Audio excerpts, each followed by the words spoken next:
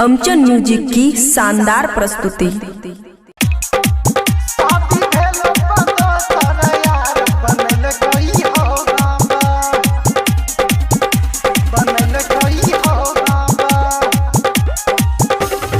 मेहनत मजदूरी करके ओकरा पढ़ल कोई हो बाबा। मेहनत मजदूरी करके ओकरा पढ़ल कोई हो बाबा।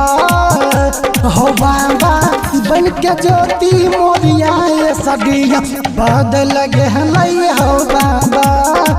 शादी भेलो पदोसर यार बनल गई हो बाबा। मेहनत मजदूरी करके ओकरा पढ़ल गई हो बाबा। मेहनत मजदूरी करके ओकरा पढ़ल गई हो बाबा। हो बाबा बन के ज्योति मोरिया सदिया बदल गए हो बाबा। शादी भेलो पदोसर यार बनल गई हो बाबा। DJ good Madhubani, DJ good Madhubani, पदोसर यार बनल गई हो बाबा। शादी भेलो पदोसर यार बनल गई हो बाबा। पूरे गांव समाज में आलोक मोरिया के नाम डूबल गई हो बाबा। पूरे गांव समाज में आलोक मोरिया के नाम डूबल गई हो बाबा। हो बाबा बन के सोती में ज्योति बदल गई हो बाबा। शादी भेलो पदोसर यार बनल गई हो बाबा। DJ good Madhubani, DJ good Madhubani,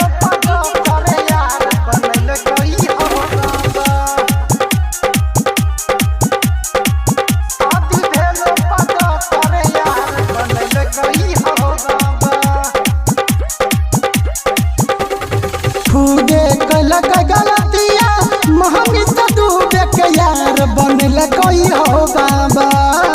खुदे कलक गलतिया महंगी से डूबे के यार बनल गई हो बाबा।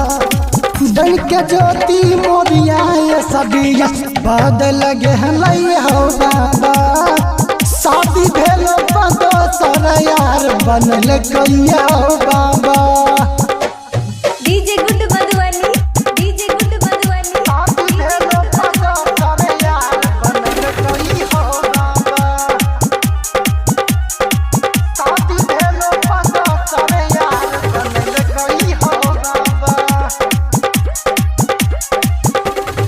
9-10 साल के बेटी बेहतर जिंदगी बर्बाद कइल गई हो बाबा।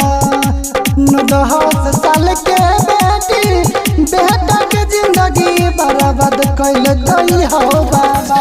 बलराम प्रेमी परभास सुभाष गाना गावे के सुनल का हो बाबा।